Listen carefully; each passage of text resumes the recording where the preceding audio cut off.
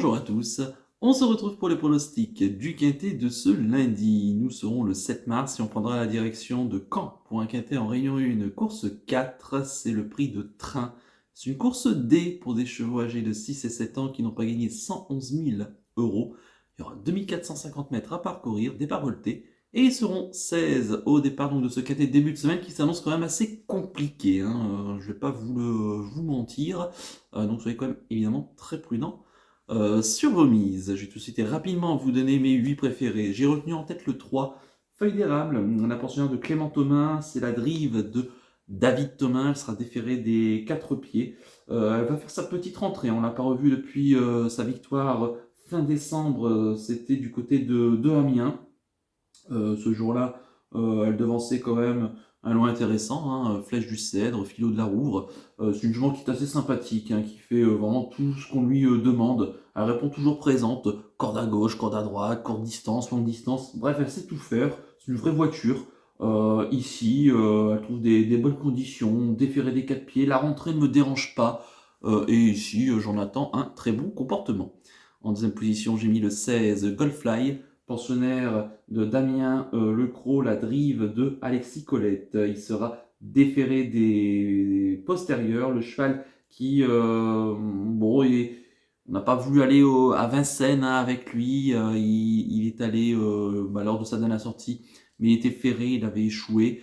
On se souvient qu'il avait terminé deuxième à Bordeaux en toute fin d'année, dans un lot qui était quand même plutôt correct. Alors c'est un cheval qui souffre un peu le chaud et le froid, mais intrinsèquement il a quand même de la qualité. L'an passé il avait fait quand même des choses intéressantes, notamment du côté de Enghien ou de Cabourg. Bon, maintenant à voir où est-ce qu'il en est, mais le vrai Goldfly ici aurait vraiment sa chance, en tout cas une toute première chance. Je m'en méfierais quand même.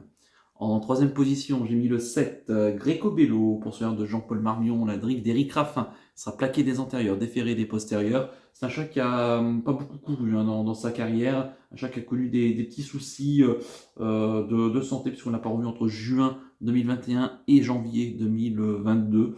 Pour l'instant, 3 parcours ferrés, mais la dernière fois à Vire, il a remontré vraiment du mieux, le 23 février, en étant ferré. Donc il sera ici, déféré. Donc attention à ce Greco Bello, d'autant qu'on a fait appel à Eric Raffin ici, donc c'est certainement un signe de grande confiance. En quatrième position, j'ai mis l'As, Gaspard, l'autre atout de Clément Thomas, c'est lui-même qui va le piloter. Il sera déféré des antérieurs pour la casaque de l'écurie des Charmes. Bon, c'est à peu près pareil, un cheval un peu comme Goldfly, un cheval qui soit un peu le chaud et le froid, qui est un tout petit peu passé au travers de son meeting d'hiver de Vincennes, auquel on attendait un petit peu mieux quand même.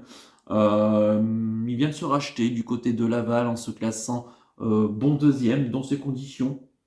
C'était le 19 février dernier, deuxième de Galadurfist, donc ce qui est plutôt bien. Il le retrouve ici, mais Galadurfist est ferré, déféré plutôt des postérieurs. Gaspard qui, c'est peut-être le moins riche, mais il a un petit peu de qualité quand même. Je le négligerai pas, je pense qu'il peut causer la surprise. En cinquième position, j'ai mis le 14, Gaylord Jeff, pensionnaire de David Cherbonnel, la drive de Franck Nivard. Il sera déféré des 4 pieds. Bon, le cheval qui a quand même couru des lots un peu supérieurs ces derniers temps. On se souvient qu'il a terminé 3e de la finale de l'Open des Régions l'hiver dernier, donc sur la grande piste de Vincennes, de Ghost des Charons notamment. C'est un chat qui est capable d'un bon finish, qui fait toutes ses courses, qui répond toujours présent. C'est pas un gros gagnant quand même, ce Gaylord Jeff, mais il a toujours été chuchoté dans les belles courses. Je trouve qu'ici, il trouve des conditions à sa portée. À voir avec la piste de Caen, comment il va se comporter, qui est quand même une grande piste, mais qui est peut-être faite pour lui, c'est un bon finisseur. Je le verrai pas gagner, mais il peut largement disputer les belles places. En sixième position, j'ai mis le 6, Gourgandine, pensionnaire de Sébastien Garato, la drive d'Adrien Lamy. Elle sera déférée des antérieurs, plaquée des antérieurs, déférée des postérieurs. La jument qui, elle aussi, répond toujours présente, qui fait toutes ses courses, qui reste sur 3 5e places consécutifs, qui elle aussi est un petit peu passée au travers de son meeting d'hiver de Vincennes, même si elle y a pris quelques places. Bon, ici, je trouve qu'elle n'a pas une marge folle, mais elle va faire de son mieux pour accrocher de nouveau une place. C'est quand même une maison assez sérieuse. En 7e position, j'ai mis le 12. Féline Mourotez, la pensionnaire d'Emilien Rollin, qui en est son entraîneur driver et même propriétaire. Hein, elle restera ferrée, pardon. La jument qui, bon, on a l'habitude de courir de cette façon avec elle. C'est une attentiste ici, qui a déjà bien fait sur la piste de Caen, qui est une bonne finisseuse, qui elle aussi répond toujours présente, qui vraiment ne lâche jamais le morceau. Si son jeune entraîneur habile n'est pas trop loin de l'entrée de ligne droite. Attention, on est capable de disputer ici les places à une cote qui me semble sera très intéressante. Je la négligerai pas, même si elle vient de faire sa rentrée après plus de 4 mois d'absence. Donc c'est la fameuse deuxième course après une rentrée correcte. Donc je la verrai pas gagner, mais pour une petite place, pourquoi pas. Puis enfin, en 8e position, j'ai mis le 9, Gribouille, poursuiveur de Jean-Michel Bazir, la drive de Nicolas Bazir. Il sera plaqué des antérieurs, déféré des postérieurs. Bon, le cheval qui vient faire une petite rentrée du côté de Pontchâteau, il est parti au galop. Bon, il était ferré, il n'avait pas d'ambition hein, ce jour-là, il avait juste l'ambition de l'entretenir, en mon sens, pour cette course. Alors, il va être plaqué devant pour la première fois. J'aurais quand même préféré le voir déférer des quatre pieds. C'est un chat qui reste parfois bouillant, mais qui, jugé sur ses perfs, en tout cas antérieurs, aurait ici vraiment une toute première chance. Maintenant, à voir où est-ce qu'il en est, hein, ce Gribouille, qui lui aussi, hein, il est un petit peu passé au travers de son meeting d'hiver, mais je négligerai pas. Donc, plus pour moi pour les places que pour la gagne. Quant à mon regret, ça sera le 8, Fadouna d'Ocagne, la pensionnaire de Gilles Curens, la drive de François Le Canu, elle sera elle aussi plaquée des antérieurs, déférés des postérieurs. La jument qui, elle aussi, n'a pas une marge folle, mais qui fait généralement toutes ses courses. Elle a les moyens d'accrocher ici une place. Elle doit affronter quand même les 6 ans de qualité. Bon, voilà, ici, en bout de sélection, glissez là quand même, sait-on jamais. Je répète mon pronostic en chiffres, le 3, le 16, le 7, l'As, le 14, le 6, le 12 et le 9, avec le 8 en regret. Mon coup de cœur pour ce quintet, bah écoutez, ça sera le 16, Godfly, que j'aime bien. Je pense qu'ici, il peut causer une.